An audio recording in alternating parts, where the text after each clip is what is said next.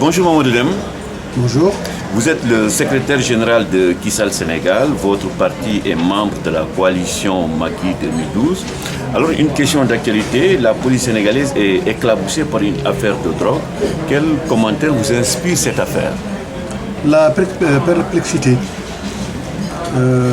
Nous assistons aujourd'hui à un déballage entre la hiérarchie, au sein de la hiérarchie policière. Nous voyons une prudence au niveau de l'État dans l'interprétation, des incapacités à prendre des mesures conservatoires, tendant donc à édifier le peuple sénégalais sur cette question. Quelles que soient les circonstances qui se poseront, que ça s'avère vrai ou faux, en tout cas, cela ne restera pas sans conséquence. Et je crois que le ministre de l'Intérieur, comme le président de la République, devrait tirer toutes les conséquences et profiter de cette occasion pour rendre les pratiques policières plus transparentes et plus conformes au droit. Et aussi voir dans les processus de nomination et de promotion, ça me semble être une légèreté, plus qu'une légèreté dans la mesure où cette multiple accusation réciproque d'ailleurs entre dirigeants de la police qualifie la police, les discrédite, et pas seulement la police, mais discrédite aussi le ministre de l'Intérieur qui n'a pas pour le moment donc osé prendre le courage qu'il le fallait. Je serais ministre de l'Intérieur, j'aurais pris les mesures conservatoires nécessaires tout de suite. Alors, on va parler de Mahmoud Saleh qui était venu ici en France. Mahmoud Saleh, le conseiller spécial du chef de l'État. Il avait organisé une rencontre avec les membres de Benno Bokk Yakaar France. Pourquoi vous n'avez pas assisté à cette rencontre? Parce que nous n'avons pas été invités à cette rencontre officiellement. Nous n'avions pas été invités. Nous avions estimé que, comme que la coalition Macky 2012 n'était pas dissoute, et qu'en France, les seuls partis constituant la coalition Macky 2012 étant l'APR et Kissal Sénégal, c'était plus cohérent que Mahmoud Saleh rencontre d'abord la coalition Macky 2012, dans laquelle il est partie intégrante, qu'on en discute avant de rencontrer les autres partis de la coalition Benno Bokk Yakaar, qui tous ne sont pas dans une même coalition, dans la mesure où le PS était dans la coalition en Acta Nord, et que les autres partis, comme l'AFP, étaient dans la coalition Siggil Sénégal. Donc si les deux autres constituants de la coalition Benno Bokk Yakaar étaient là, avec le représentant, on a constaté que l'APR avait décidé de faire abstraction de Kissal Sénégal, donc comme si elle n'existait pas, et aller tout simplement à lui tout seul représenter donc la... Est-ce que c'est pas parce que Kissal Sénégal n'est pas une assise populaire qui puisse... Non, sur ce plan, je n'ai pas d'inquiétude. Ouais. Nous avons une méthode de travail qui nous sied depuis que nous sommes créés. Nous utilisons la démarche de proximité, de rencontre avec le peuple sénégalais, avec les réseaux de la communauté sénégalaise en France et dans la diaspora. C'est cette même démarche que nous utilisons au Sénégal à la rencontre des gens, les petits pas, et que jusqu'ici, nous avons la certitude des militants qui sont chez nous, qui ne viennent pas pour des raisons alimentaires, mais qui viennent parce qu'ils croient au projet, parce qu'on a eu le temps de les expliquer ce qu'était le projet de Kissal Sénégal. Aller dans un meeting, oui, mais là, on n'a pas la certitude que les gens qui sont là sont avec nous. Alors que là où nous allons, dans les réseaux de l'immigration sénégalaise, dans les appartements auprès des têtes de réseau de certains milieux, nous sommes certains, en quittant ces milieux-là, si nous avons des militants ou pas. Donc pour le moment, nous sommes dans ce processus de construction et nous avons préféré cette démarche-là qui aujourd'hui nous apporte beaucoup plus que les grands meetings, les grands mouvements, les grandes lancées lyriques qui effectivement ne sont beaucoup plus des lancées lyriques à vocation alimentaire ou de positionnement politique que de construction. Donc nous avons choisi la méthode de la construction et nous resterons dans cette logique de la construction. Et puis, si il est vrai que nous représentons quelque chose, ou s'il n'est pas vrai que nous ne représentons pas quelque chose, nous verrons lors des prochaines alliances, des sciences électorales. Autrement dit, lors des locales, vous irez au local, je veux dire. Kissal Sénégal ira au local et seul. Seul. Nous voulons nous mesurer, nous voulons savoir notre périmètre, notre poids, et surtout aussi, nous voulons créer une condition de visibilité qu'une coalition ne permet pas. une condition de visibilité qu'une coalition ne permet pas. Dans la mesure où quand on est dans une coalition, on est dilué. Alors que là, nous aurons donc l'objectif de notre parole, l'objectivité de notre parole, la visibilité de notre parole. Nous irons directement, nous créerons un espace de visibilité. Et à partir de ce moment-là, nous avons besoin d'être connus et d'être reconnus par les Sénégalais. Et puis en même temps, nous avons besoin de la singularité de notre parole et de notre projet en direction des Sénégalais. Et personnellement, vous serez candidat à quelle mairie? Nous serons candidats dans la communauté rurale de Calais, de Ouro Sidi. Parce que nous n'avons pas de commune. Nous sommes dans une communauté rurale, mon village est dans une communauté rurale. Donc nous serons candidats dans la communauté rurale de Ouro Sidi. Donc où nous serons donc tête de liste de la liste de Kissal Sénégal dans la communauté rurale de Ouro Sidi. Nous avons d'autres militants qui sont autant en France qu'au pays, qui seront bien entendu candidats dans les communautés rurales, mais aussi seront candidats dans les communes. Et vous allez diriger, au cas où vous aurez gagné bien sûr la bataille électorale, vous dirigerez votre communauté rurale par procuration, j'imagine. Pas par procuration, dans la mesure où je peux diriger la liste, mais au moment de l'élection du président du conseil rural, permettre à la personnalité de Kissal Sénégal la mieux placée d'assurer la présidence de la République. Et qu'est-ce que vous pourriez concrètement apporter à votre communauté rurale? Tout ce qui touche à la problématique du co-développement et de la coopération internationale décentralisée. Donc là, ce sont des réseaux dans lesquels nous sommes. Effectivement, porter tous les projets de développement local de la communauté rurale, les inscrivant dans des dynamiques de co-développement et de coopération internationale décentralisée. Je m'occuperai de ça. Bon nombre d'observateurs de la politique sénégalaise en France, vous attendez à la tête d'un ministère des Sénégalais de l'extérieur. Alors, malheureusement, entre guillemets, on vous a mis à l'écart. Quelle lecture faites-vous de cette situation? C'est un choix du président de la République. Je lui ai interpellé le 9 avril 2012 sur l'absence d'un ministère de la diaspora dans le premier gouvernement qu'il avait créé après son investiture. Il m'avait parlé de sa volonté de respecter le nombre de ministères qu'il voulait créer, qu'il dépassait pas 25 ans. Et que surtout qu'ils avaient des problèmes de périmètre à clarifier. Mais je lui ai dit que vous ne nous aviez pas consulté. Mais si vous nous aviez consulté, nous vous aurions donné un périmètre du ministère des Sénégalais de l'extérieur, que nous n'appellerions pas, nous, ministère des Sénégalais de l'extérieur, mais le ministère de la diaspora, du co-développement et de la coopération internationale décentralisée. Parce que la diaspora, il est à travers ces piliers-là. Non seulement le ministère, le département de la diaspora, donc qui ne regroupe pas que les Sénégalais migrants, mais regroupe les générations des Sénégalais qui sont à l'extérieur du pays, qui ont une vocation à avoir un lien institutionnel avec leur pays d'origine, mais le co-développement dans la mesure où que les conditionnalités de l'organisation et de la mise en œuvre du co-développement impliquaient et nécessitaient forcément qu'il y ait un ressortissant dans chaque village ou dans chaque collectivité, une association dans la diaspora qui permettrait effectivement de créer le lien avec son village d'origine et qu'en même temps, l'argent du co-développement qui aujourd'hui est donné au Sénégal n'est pas du budget de la France, n'est pas l'argent du contribuable français. Ce sont les droits non reversés des migrants dans leur pays d'origine qui sont comptabilisés dans une caisse au niveau de la France qui permet effectivement de créer ces conditions de financement du co-développement en lien avec nos pays d'origine.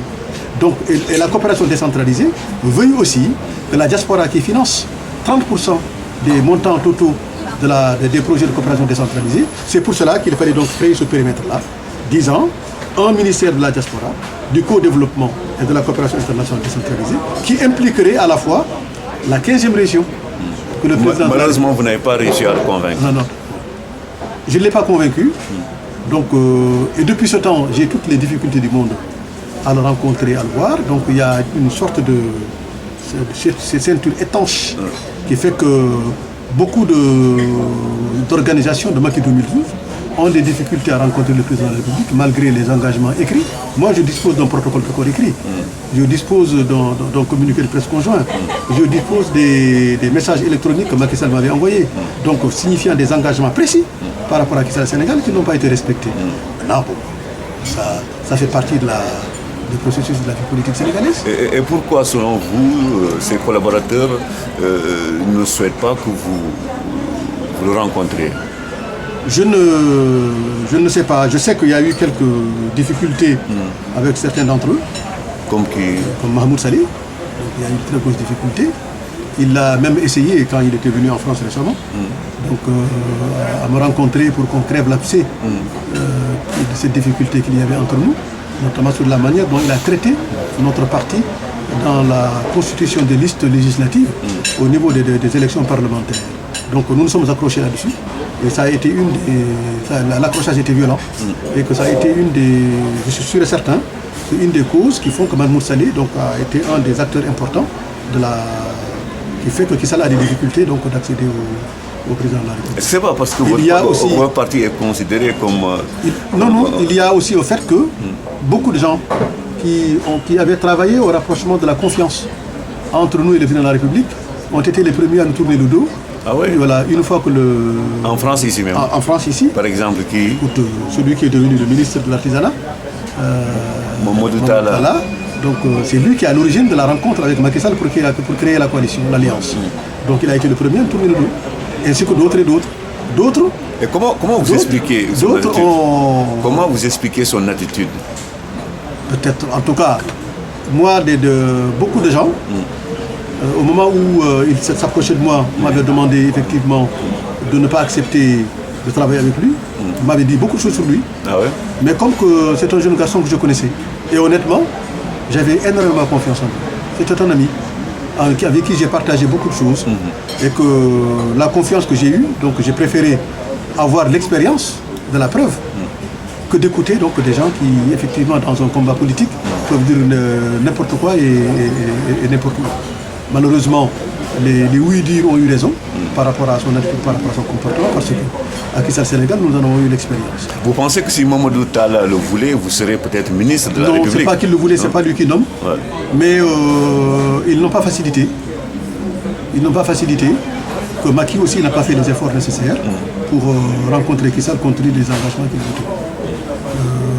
Beaucoup, au sein de l'APR, dégagent de Kissa l'image d'un parti qui n'existe pas, d'un parti qui ne représente rien. Ça peut être vrai, non? Non, c'est faux. Parce que si Kissa ne représente rien, pourquoi ils sont venus me chercher?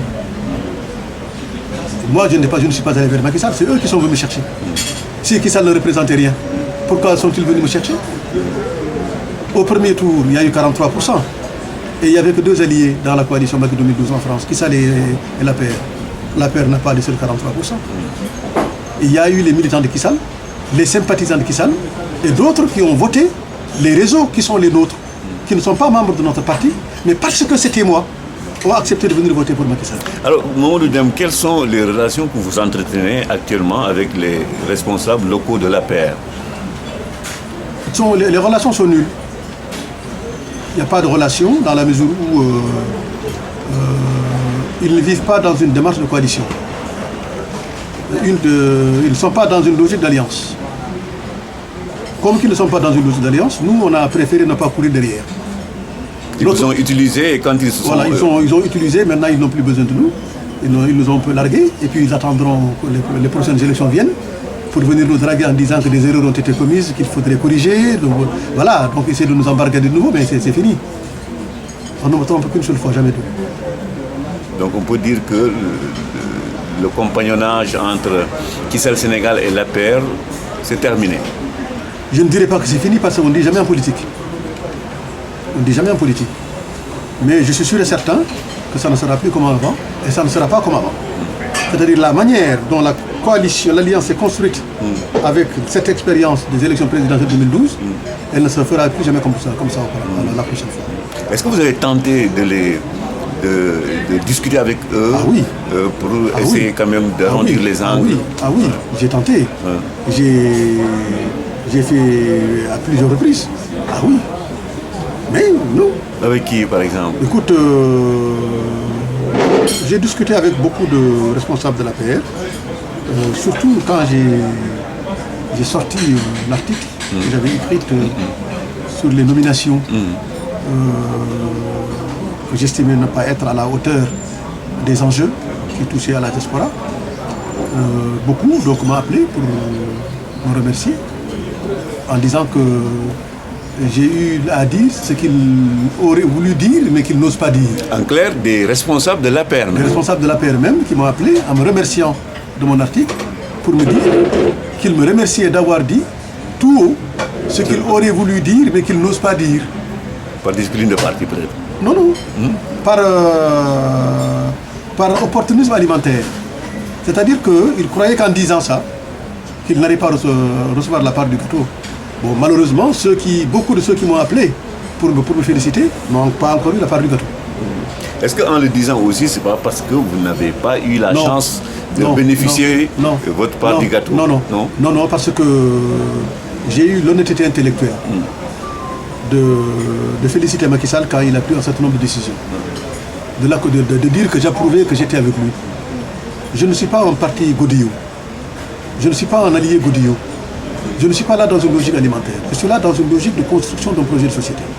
Ça marche avec Macky Sall, il n'y a pas de souci. Ça ne marche pas avec lui, ça marchera avec d'autres, ou nous irons tout seuls.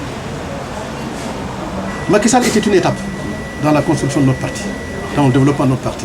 Il a été une étape importante de visibilité, de reconnaissance, d'expérimentation, d'expérience dans le corps à corps avec les autres formations politiques sénégalaises qui constituaient l'APR, ou même qui étaient contre qui constituaient l'Alliance Macky 2012, ou même qui étaient contre l'Alliance Macky 2012, parce qu'il a fallu se battre contre ceci, débattre avec eux pendant cette campagne électorale. Donc pour nous, c'était l'occasion de visibilité que nous ne regrettons pas d'avoir eu à avoir avec le candidat Macky Sall. Mais c'était une étape. Si cette étape aboutit dans la logique des engagements tenus du part et d'autre, bien. Mais si cette logique n'aboutit pas, écoute, chacun d'entre nous a un parti reconnu légalement par le droit sénégalais. Nous avons des projets différents, nous avons des éthiques différentes, nous avons des démarches différentes. Nous nous sommes rencontrés parce que le moment le voulait. Aujourd'hui, chacun d'entre nous construit son parti. Il faut en train de travailler à la structuration de notre parti. Je suis en train de travailler à la structuration du mien. Puis on verra ce que l'avenir dira. Vous ne regrettez pas d'avoir soutenu Macky Sall? Non, parce que je voulais qu'Abdoulaye Wade parte. Maintenant, je suis déçu par rapport à un certain nombre de décisions. Je suis déçu par rapport à un certain nombre de manquements. Par exemple, je suis déçu par rapport à une certaine illisibilité de l'action gouvernementale, par rapport à la souffrance du peuple sénégalais depuis 1 an et demi, qui n'a pas cessé. Je suis déçu par rapport à ce qui va se passer avec les inondations qui vont encore arriver à Dakar. Ce n'est pas maintenant qu'il faut attendre. Depuis les inondations l'année dernière, depuis mars 2012, déjà entre mars 2012... Il y a déjà un ministre qui s'occupe de cela. Entre mars 2012 et le mois de juillet, tout le monde savait que les inondations allaient revenir. On aurait mis en place une démarche de prévention.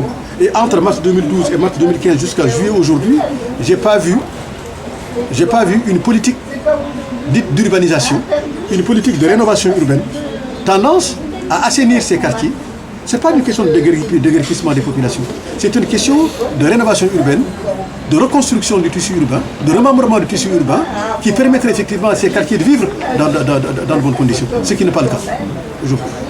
Et nous allons voir aujourd'hui encore, quand il recommencera à pleuvoir à Dakar, comme les années passées, nous revivrons la même expérience, comme si l'administration sénégalaise a la mémoire courte, comme si les gens ne peuvent être efficaces que dans l'événementiel.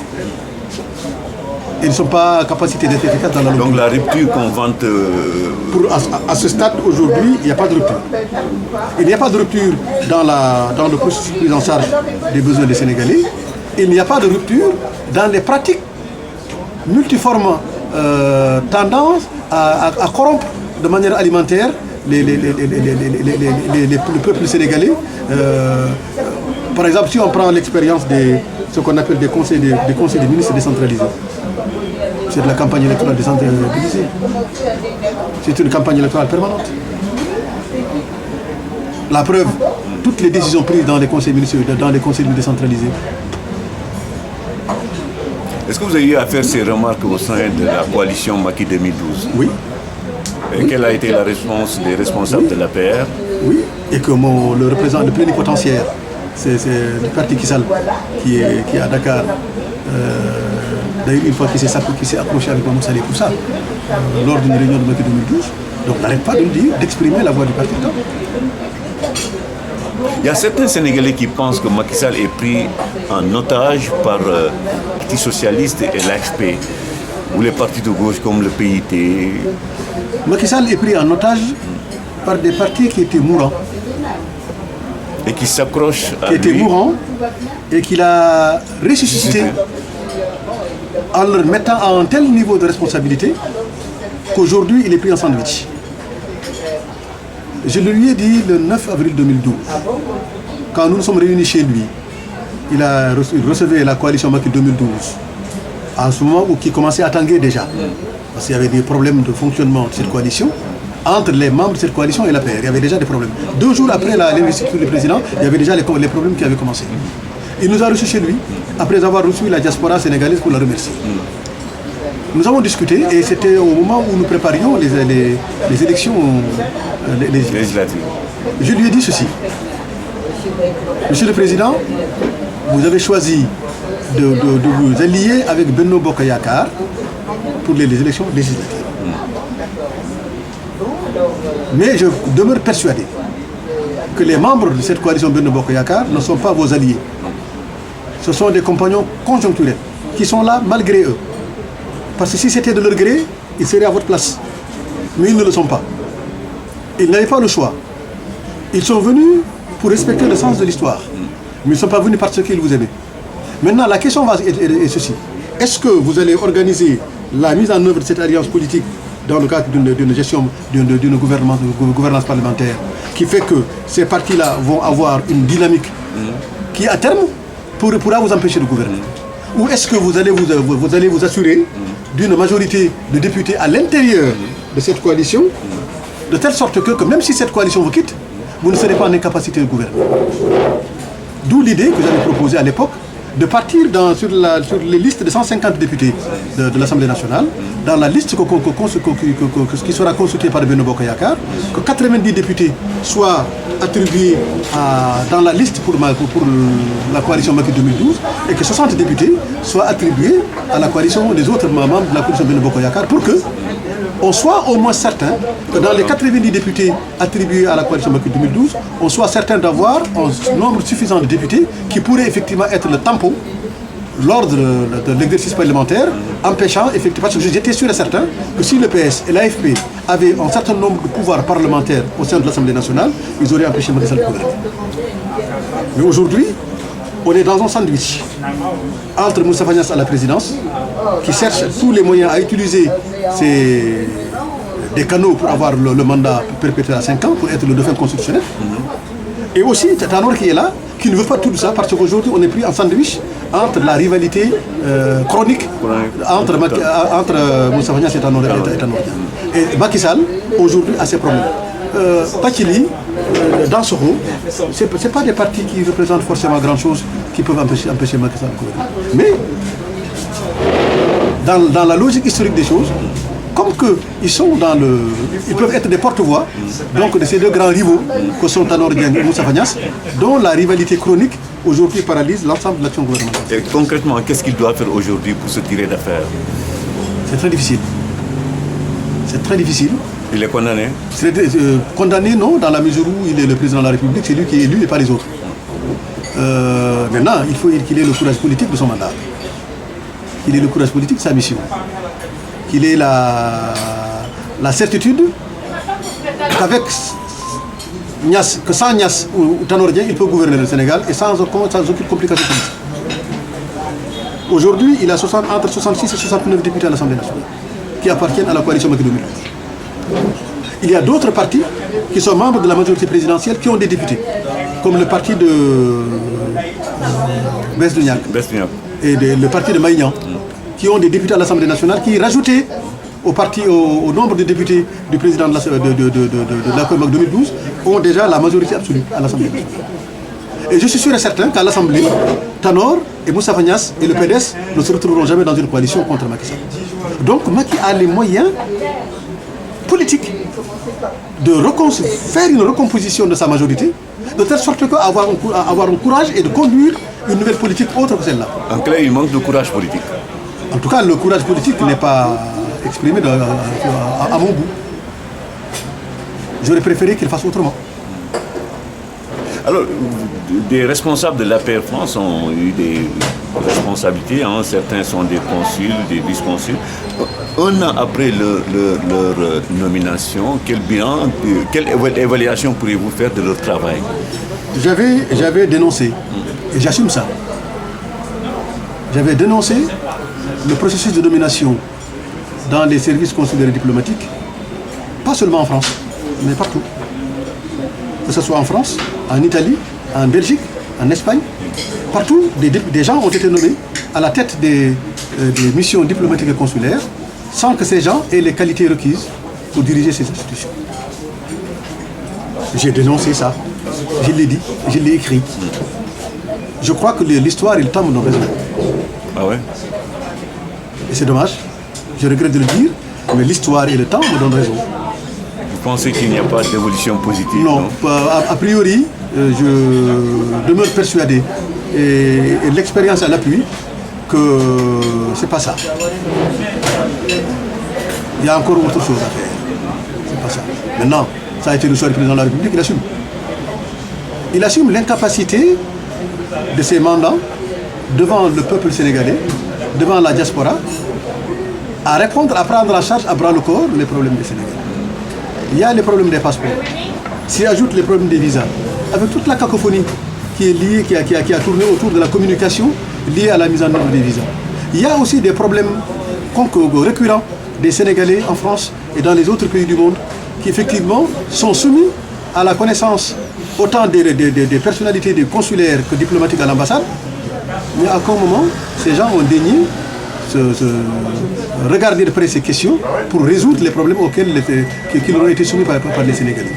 Donc je parle en connaissance de cause parce que j'ai conduit plusieurs délégations au consulat et à l'ambassade sur des sujets importants qui touchaient la communauté sénégalaise en France, dont les familles n'étaient pas en France, mais qui sont restés au pays, et que les services financiers fiscaux aujourd'hui veulent requalifier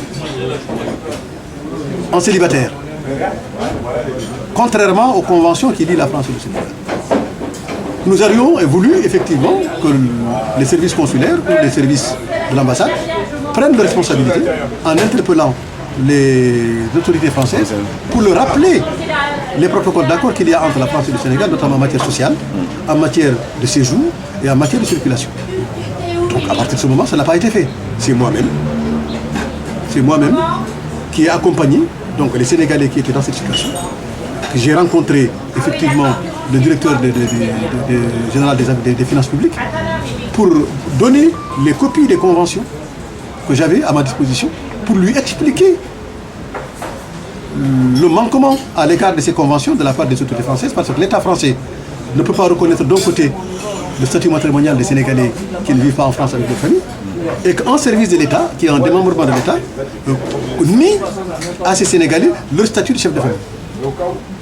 Donc, grâce à ces documents, grâce à mon intervention, effectivement, donc le dossier a été bloqué et que les procédures ont été différées. Mais nous aurions voulu que ça soit le consul général ou que ce soit l'ambassadeur qui écrive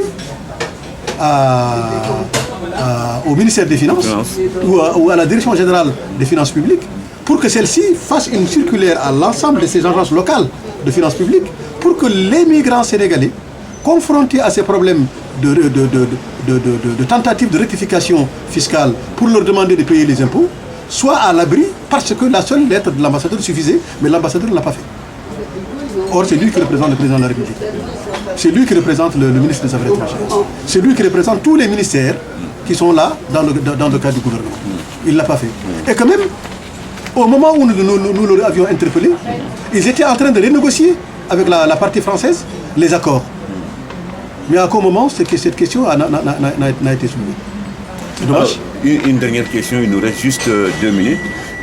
Si Macky Sall vous reçoit demain, que lui direz-vous? Je lui exprimerai ma déception sur la manière dont nous avons été traités par lui et par le reste de l'APR dans l'animation de la coalition. Je lui dirai en face, que ça lui plaise ou pas, je lui dirai. Je lui rappellerai les engagements qu'il avait pris à notre parti et qui n'ont pas été tenus, alors que nous avons respecté les nôtres. Je lui réitérerai la disposition de Macky Sall à travailler dans le cadre de la majorité présidentielle. Maintenant, voilà. il assumera, il appréciera. Merci Mamadou Deme. Je rappelle que vous êtes le secrétaire général de Kissel Sénégal. Merci beaucoup. En tout cas, je te remercie pour cette visibilité et cette prise de parole en direction de notre peuple sénégalais. Je crois à la maturité du peuple sénégalais. Je crois à sa capacité à se retrouver en lui-même et à faire face à l'adversité. En tout cas, Kissel sera là, à côté du peuple sénégalais et du côté du peuple sénégalais. Merci Mamadou Deme. Merci.